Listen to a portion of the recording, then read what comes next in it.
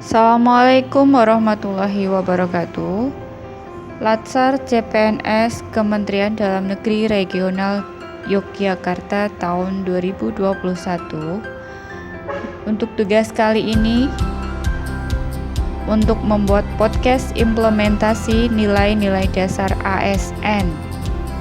Saya Sri Retno Ningsih, peserta Latsar CPNS Angkatan 22 Kelompok 4 dari Kabupaten Grobogan.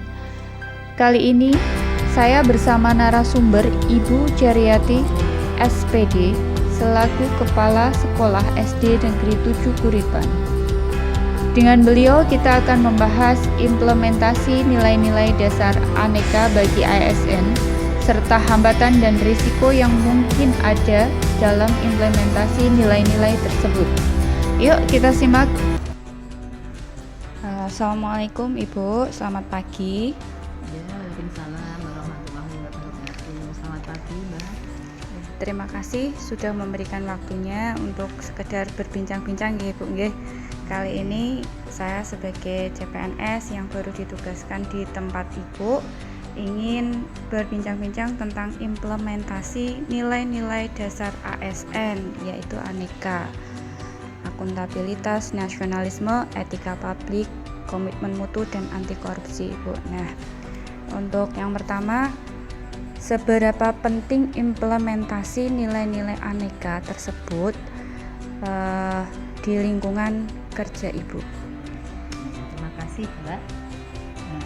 Tentunya yang namanya aneka, yaitu akuntabilitas, nasionalisme, dan seterusnya itu adalah sangat penting, apalagi bagi seorang ASN, karena itu merupakan dasar utama ya bagi ASN sebagai kualitas atau menentukan kualitas dari sumber daya manusia, khususnya adalah seorang pendidik.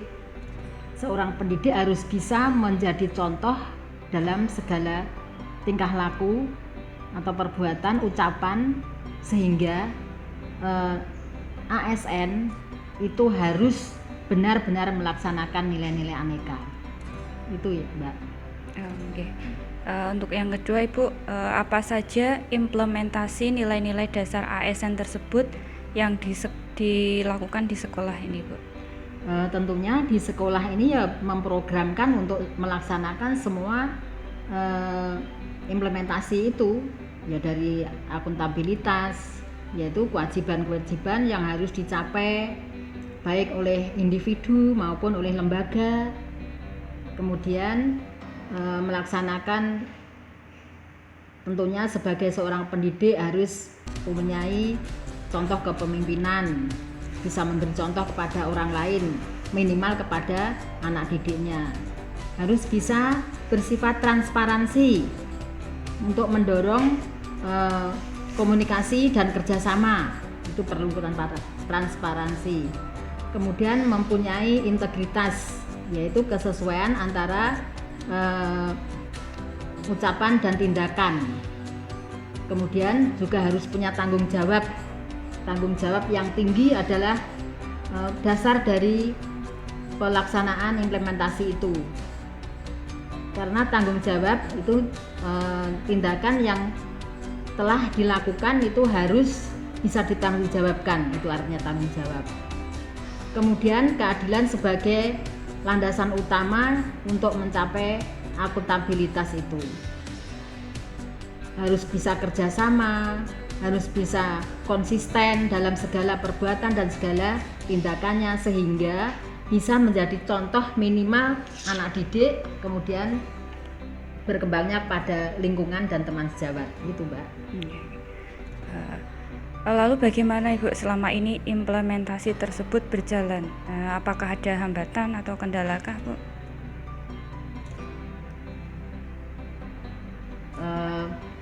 Tentunya yang namanya program yang menyangkut kepentingan bersama atau orang banyak, hambatan ataupun rintangan-rintangan pastinya ada.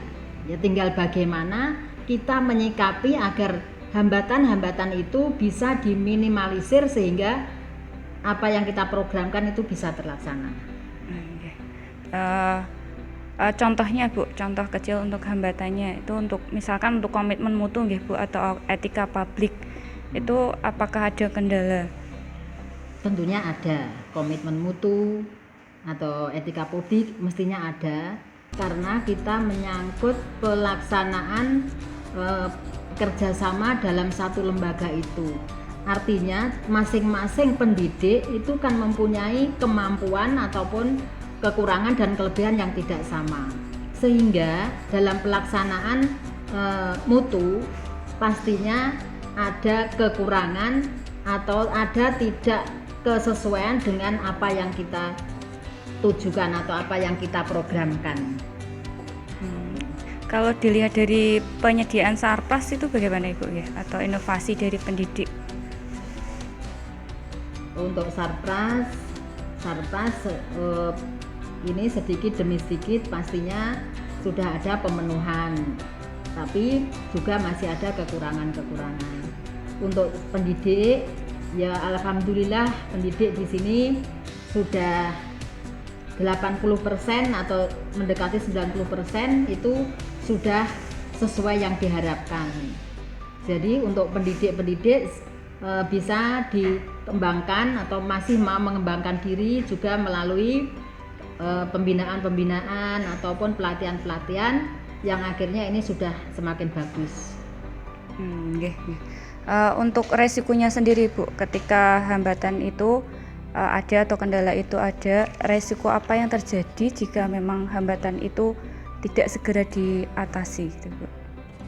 Resikonya pastinya ya menyangkut lembaga ya, yaitu akan menghambat tujuan atau pencapaian tujuan lembaga yang sudah ditentukan, yang akhirnya akan mempengaruhi hasil atau mutu dari lembaga itu. Kalau di sekolah ya mempengaruhi mutu lulusan atau hasil lulusan dari siswa-siswa yang ada di sekolah itu. Jadi resiko apa yang ada itu harus segera diantisipasi agar meminimalisir atau mengecilkan dari resiko atau tidak terlarut-larut itu menghambat dari kerja lembaga itu. Untuk yang terakhir Ibu nggih, untuk saya pribadi itu pesan Anda buat panjenengan, buat saya CPNS baru dan kesannya Ibu. Pesan saya buat Bu Retno, atau saya panggil Mbak Retno karena ya seusia anak saya, nggih, saya sebagai orang tua atau yang dituakan di SD ini, di sekolah ini, saya berpesan ya niatkan kerja itu sebagai ibadah.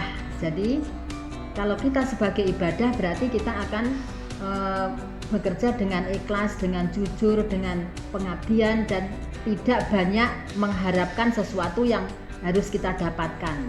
Kalau kita melaksanakan semua tanggung jawab atau kewajiban-kewajiban kita, insya Allah nanti apa yang kita dapatkan itu menjadi berkah.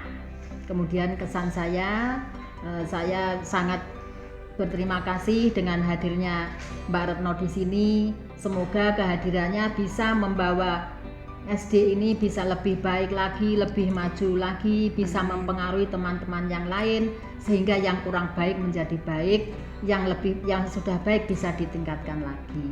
Semoga ilmunya bermanfaat untuk bisa mendidik anak-anak sebagai tunas muda harapan bangsa yang menjadi tulang punggung negara di kemudian hari. Sekian, Mbak. Ya, terima kasih Ibu nggih. Wassalamualaikum warahmatullahi wabarakatuh. Waalaikumsalam warahmatullahi wabarakatuh. Terima kasih. Wassalamualaikum warahmatullahi wabarakatuh.